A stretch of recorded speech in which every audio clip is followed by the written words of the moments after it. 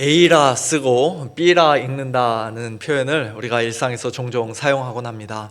아마 그 중에서도 가장 널리 알려진 말은 어머니라 쓰고 사랑이라 읽는다는 표현일 것입니다. 물론 모든 어머니가 다 그렇다고 할 수는 없습니다만 대부분의 어머니들은 자녀를 향해 헌신적이고 희생적인 사랑을 아낌없이 쏟아붓기 때문에 어머니라는 단어가 사랑이라는 말과 동의어로 쓰일 때가 참 많습니다. 오늘 본문에 나오는 한 여인의 행동은 바로 이런 역설적이고 상징적인 표현을 그대로 보여주고 있습니다. 예수님께 향유를 부은 이 여인의 모든 행동을 예수님은 한마디로 사랑이라고 말씀하셨습니다. 그러나 그 사랑은 단순한 감정이나 인간적인 호감이 아니라 무엇보다도 죄사함의 은혜를 깊이 깨달은 감사에서 흘러나온 사랑이었습니다. 그녀의 흐느끼는 울음, 머리털로 눈물을 닦아드리는 행동, 발에 거듭 입을 맞추는 그런 모습, 또 아낌없이 쏟아부은 향유 등 그 모든 것은 죄사함의 은혜에 대한 깊은 감사가 사랑으로 표현된 것입니다. 비록 오늘 본문에는 감사라는 단어가 단 한 번도 등장하지 않지만 그녀의 행동은 사랑이라 쓰고 감사라 읽는다라고 말할 만한 충분한 이유를 우리에게 보여주고 있습니다. 오늘 특별히 추수감사주의를 맞아 저와 여러분도 이 여인처럼 죄사함의 은혜에 깊이 감사함으로 예수님을 향한 풍성한 사랑을 다시 회복하는 그런 복된 시간이 되기를 간절히 소원합니다. 오늘 본문은 시몬이라는 이름의 한 바리새인이 예수님을 자기 집으로 초대하여 함께 식사하는 장면으로 시작합니다. 성경은 그가 예수님을 무슨 의도로 초대했는지 분명히 밝히고 있지 않지만 예수님께서 그의 집에 들어오실 때 시몬이 보인 태도를 보면 그의 마음을 어느 정도 짐작할 수 있습니다. 시몬은 예수님께 발 씻을 물도 드리지 않았고 당시 가장 기본적인 환대 표시였던 입맞춤도 하지 않았으며 또 손님에 대한 예의와 존경을 표하는 감람류도 머리에 붓지 않았습니다. 한마디로 예수님을 매우 무례하게 대접한 것입니다. 그는 예수님을 존경해서 초대한 것이 아니라 아마도 예수님이 정말 소문대로 선지자가 맞는지 확인하기 위해, 더 나아가 괜한 꼬투리를 잡아서 예수님을 비방하거나 시험하기 위해 그렇게 예수님을 초대했던 것 같습니다.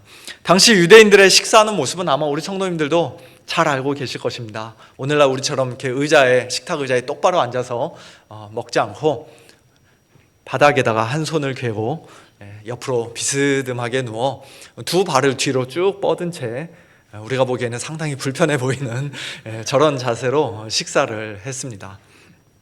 또한 이런 식사는 보통 집 안쪽에 어느 밀폐된 방 안에서가 아니라 옛날 우리나라 한옥집 그 대청마루와 같은 또는 이렇게 마당과 같은 어느 정도 이렇게 개방된 한 반 정도 이렇게 개방된 공간에서 이런 식사들이 주로 열렸기 때문에 마을 사람들이, 동네 사람들이 상당히 비교적 자유롭게 드나들 수가 있었습니다. 그렇기 때문에 오늘 본문에서 이 죄 많은 여자, 그 동네에서 죄인으로서 잘 알려진 이 여자도 예수님 앞에 나올 수가 있었던 것입니다.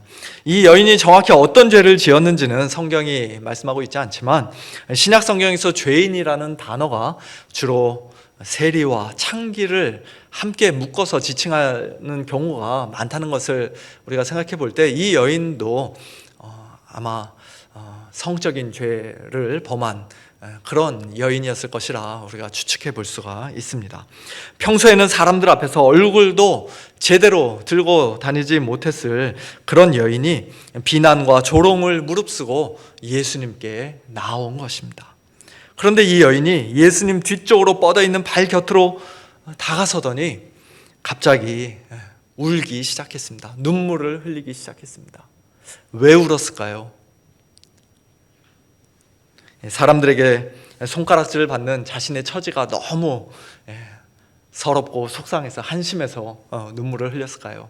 아니면 시몬의 집에 들어올 때 아무도 씻어주지 않아 여전히 흙먼지가 잔뜩 묻어있는 예수님의 발을 보면서 예수님을 어떻게 이렇게 푸대접할 수 있나, 그런 생각에 속상해서 마음이 아파서 울었던 것일까요? 그녀가 눈물을 흘린 모든 이유를 우리가 다 알 수는 없습니다만 가장 중요하고 근본적인 이유는 분명해 보입니다. 잠시 후에 예수님께서 친히 말씀하신 것처럼 그녀가 이미 예수님을 통해 죄사함의 은혜를 받았기 때문입니다. 지난날 자신의 부끄러운 죄에 대한 진실한 회개의 눈물, 그리고 그 죄를 완전히 용서해 주시는 주님의 은혜에 대한 뜨거운 감격의 눈물이 한꺼번에 터져 나온 것입니다. 그것은 단순히 눈가에 눈물이 핑 돌고 이렇게 눈물이 살짝 맺히는 겨우 그 정도의 눈물이 아니었습니다. 예수님의 발이 눈물로 적셔질 정도로, 그래서 급히 자기 머리털로 닦아야만 했을 정도로 뚝뚝 닭똥 같은 눈물이 뚝뚝 떨어지는 그런 눈물이었습니다. 당시 문화에서 여인이 사람들 앞에서 이렇게 머리를 풀어 헤치는 것은 상당히 부정한 일로 여겨졌고, 자칫 잘못하면은 아주 성적으로 문란한 여인이라고 그렇게 오해받을 수 있는 행동이었습니다. 그러나 이 여인은 남들의 그런 시선에 전혀 개의치 않았습니다. 그저 예수님의 발에 떨어진 자신의 눈물을 머리털로 닦아드렸고, 그 발에 여러 번 입을 맞추었으며 마침내 자신이 준비한 향유까지 아낌없이 부어드렸습니다. 그 모습을 보고 바리새인 시몬은 마음속으로 이렇게 생각합니다. 이 사람이 만일 선지자라면 자기를 만지는 이 여자가 누구며 어떠한 자 곧 죄인인 줄을 알았으리라. 예수님이 정말 선지자가 맞다면 저 죄인으로 유명한 여자가 다가올 때, 또 예수님을 막 만지려 할 때 얼른 발을 빼서 못 만지게 했을 텐데, 가까이 오도록 허락하지 않았을 텐데, 그렇지 않은 걸 보니, 그냥 가만히 내버려 둔 것을 보니 예수님은 참 선지자가 아니다라고 결론을 내린 것입니다. 그러자 예수님은 시몬에게 할 말이 있다, 너에게 이를 말이 있다라고 말씀하시며 두 사람의 빚을 탕감해 준 주인의 비유를 말씀하십니다. 빚 주는 사람에게 빚진 자가 둘이 있어 하나는 500데나리온을 졌고 하나는 50데나리온을 졌는데 갚을 것이 없으므로 둘 다 탕감해 주었으니 둘 중에 누가 그를 더 사랑하겠느냐. 한 데나리온은 당시 일반 노동자의 하루 품삯이라는 사실을 우리가 이미 다 잘 알고 있습니다. 그러므로 500데나리온이면 약 2년치 임금이고, 또 50데나리온이면 약 한 2달치 임금이 될 것입니다. 둘 다 갚을 능력이 없었는데 주인이 그 두 사람의 빚을 완전히 탕감해 준 것입니다. 두 사람 중 누구의 반응이 더 컸을까요? 누가 그 주인을 더 사랑하게 될까요? 문맥상 여기서도 사랑이라 쓰고 감사라 읽는다는 것이 전혀 어색하지 않은 그런 상황입니다. 그렇지 않습니까? 왜냐하면 자기 힘으로 도저히 갚을 수 없는 빚을 다 탕감받은 사람이 나타내 보이는 가장 자연스럽고 마땅한 반응은 무엇보다도 감사이기 때문입니다. 감사하는 마음이 들 것입니다. 저희 아들도 나라의 학교에 빚이 있는데 그 빚 어느 날 갑자기 다 없애준다 하면 얼마나 감사하겠습니까? 예전에 그런 이야기가 좀 있었는데 사라졌습니다. 뭐든지 학자금 대출이든 집을 론을 내서 했든 자동차 할부금이든 신용카드 빚이든 뭐든지 간에 없는 걸 해주겠다, 탕감해주겠다 하면은 가장 먼저 드는 감정은 감사일 것입니다. 감사. 그리고 기쁨도 있고 여러 가지가 있겠죠. 둘 중에 누가 그를 더 사랑하겠느냐라는 예수님의 이 질문은 전혀 어려운 질문이 아니었습니다. 그래서 시몬도 곧바로 정답을 말합니다. 내 생각에는 많이 탕감함을 받은 사람입니다. 그러자 예수님도 그 말이 맞다고 말씀하시며 이 비유를 말씀하신 이유를 이제 본격적으로 설명해 주십니다. 이 여자를 보느냐? 내가 내 집에 들어올 때 너는 내게 발 씻을 물도 주지 않았지만 이 여자는 눈물로 내 발을 적시고 그 머리털로 닦았다. 너는 내게 입 맞추지 않았지만 이 여자는 내가 들어올 때부터 내 발에 입 맞추기를 멈추지 않았다. 너는 내 머리에 감람류도 붓지 않았지만 이 여자는 향유를 내 발에 부었다. 시몬의 차가운 무관심과 여인의 뜨거운 사랑, 즉 예수님을 전혀 환대하지 않았던 시몬의 모습과 정성스럽게 환대한 이 여인의 모습을 정면으로 대비시키신 것입니다. 시몬과 여인, 이 두 사람은 왜 예수님께 이처럼 서로 정반대의 행동을 보였던 것일까요? 그 이유를 예수님께서 친히 설명해 주십니다. 이러므로 내가 네게 말하노니 그의 많은 죄가 사하여졌도다. 이는 그의 사랑함이 많음이라. 사함을 받은 일이 적은 자는 적게 사랑하느니라. 여인이 예수님을 정성스럽게 환대하며 많은 사랑을 보였던 이유는 단 하나였습니다. 그녀의 많은 죄가 사해졌기 때문입니다. 여기서 그의 많은 죄가 사하여졌도다, 이는 그의 사랑함이 많음이라는 예수님의 말씀을 우리는 결코 오해해서는 안 됩니다. 이 말씀은 그녀가 사랑을 많이 했기 때문에 죄가 사해졌다는 뜻이 아니라 오히려 그와 정반대로 그의 죄가 이미 먼저 사해졌기 때문에 그의 사랑함이 많았다는 그런 말씀입니다. 사랑이 많은 것을 보니 너는 죄사함을 받은 사람이구나 라고 예수님께서 말씀하신 것입니다. 즉 그녀의 사랑은 죄사함의 원인이 아니라 죄사함의 결과요, 증거요, 열매였습니다. 주님을 향한 우리의 사랑과 감사도 마찬가지입니다. 우리가 하나님께 먼저 사랑과 감사를 드리기 때문에 죄가 용서되는 것이 아니라 이미 죄사함을 받은 자이기 때문에 그 은혜가 자연스럽게 사랑과 감사로 흘러나오게 되는 것입니다. 예수님은 이렇게 덧붙이십니다. 사함을 받은 일이 적은 자는 적게 사랑하느니라.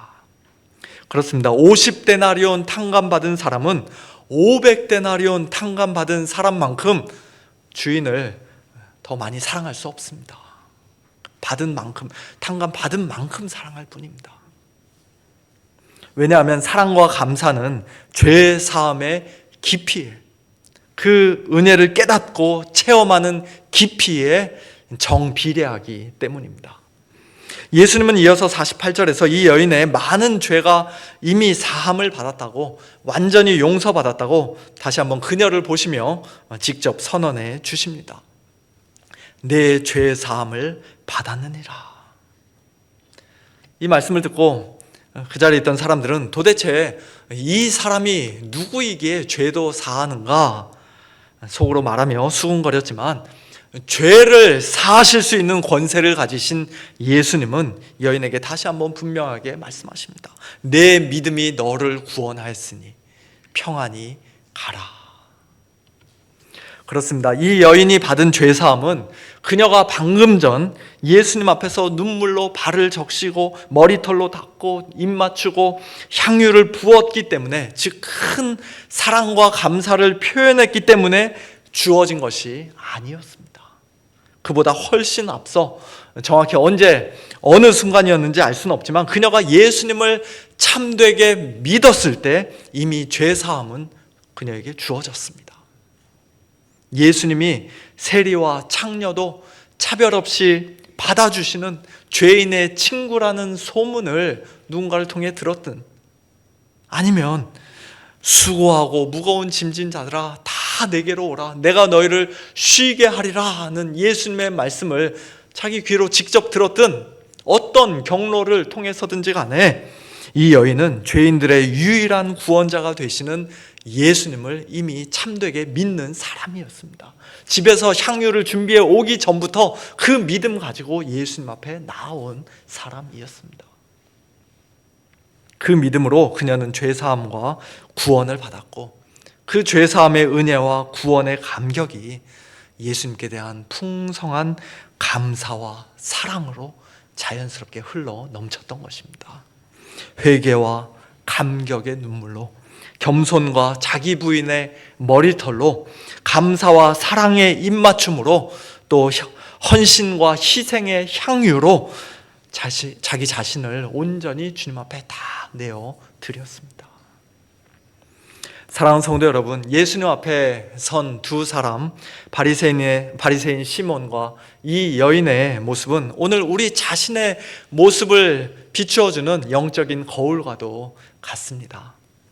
두 사람 모두 예수님 가까이에 있었지만 그들의 영적 상태는 너무나도 달랐습니다. 정반대였습니다. 시몬은 자신의 죄를 거의 보지 못하는 사람이었습니다. 겉으로는 경건해 보였고 또 종교적인 행위도 다른 사람들보다 더 많이 했었겠지만, 그러나 그는 하나님 앞에서 아마 50데나리온도 빚지지 않은 사람으로 자기 스스로를 그렇게 생각했을 것입니다. 혹시 좀 빚이 있다 할지라도 하나님께 좀 내가 죄를 졌다 할지라도 몇 달 열심히 좀 일하면, 지금보다 좀 더 열심히 살면 얼마든지 해결할 수 있을 것이라, 갚을 수 있을 것이라 생각했을 것입니다. 자신의 죄를 보지 못하니, 자기가 얼마나 큰 죄인인지를 알지 못하니, 죄인을 구원하러 오신 예수님도 그에게는 필요하지 않았습니다. 예수님을 참되게 믿지도 않았습니다. 그러니 예수님께 대한 감사와 사랑도 당연히 없었던 것입니다. 반면 이 여인은 자신이 얼마나 큰 죄인인지를 분명히 아는 사람이었습니다. 자타가 공인하는 죄인이었습니다. 그렇기 때문에 예수님을 참된 믿음으로 굳게 붙잡고 예수님 안에서 주어진 죄사함의 은혜를 깊이 풍성히 누릴 수 있었습니다. 그 은혜가 감사로 흘러넘쳤고, 그 감사가 눈물과 입맞춤과 향유와 같은 사랑으로 표현되었습니다. 사함을 받은 일이 적은 자는 적게 사랑하느니라는 예수님의 말씀은 뒤집어 읽으면 이렇게 읽을 수도 있습니다. 사함을 받은 일이 많은 자는 많이 사랑하느니라. 죄사함의 은혜를 크게 체험한 자는 많이 감사하느니라. 그렇습니다. 감사와 사랑은 단순한 감정이나 억지로 어떻게 우리가 해야 하는 의무가 아니라 참된 믿음을 가진 자, 곧 죄사함의 은혜로 구원받은 성도에게서 자연스럽게 흘러나오는 마땅한 반응이며 본능적인 반응입니다.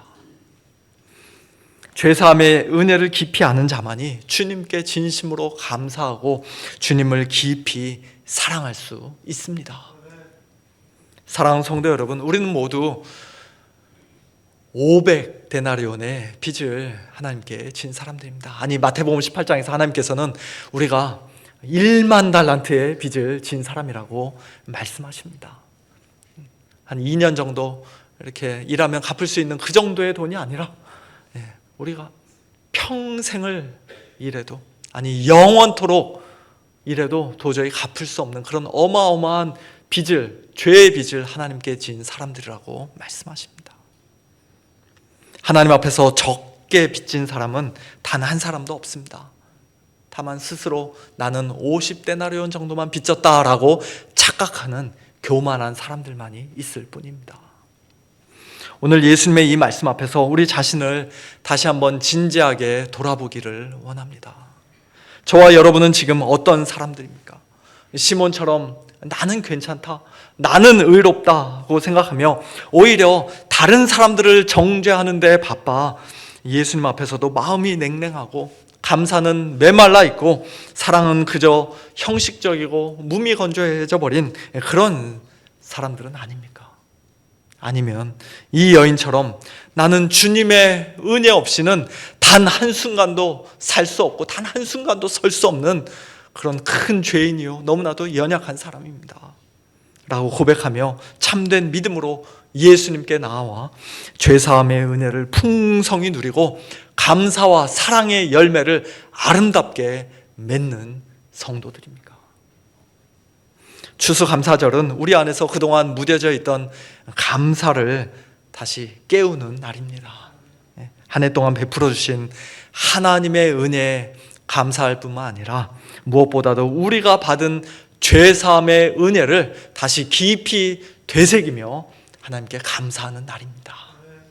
500데나리온의 빚을, 아니 1만 달란트의 빚을 완전히 탕감받은 사람이 주인을 깊이 사랑하고 진심으로 감사할 수밖에 없듯이 예수님의 십자가로 우리의 모든 죄를 단번에 용서받은 우리도 그 죄사함의 은혜를 깊이 깨달을 때 우리의 감사와 사랑이 다시 살아나고 새로워질 줄로 믿습니다. 오늘 이 여인의 모습을 따라 사랑이라 쓰고 감사라 읽는 그런 귀한 은혜가 저와 여러분 우리 모두에게 충만하게 넘쳐나기를 예수님의 이름으로 축원합니다.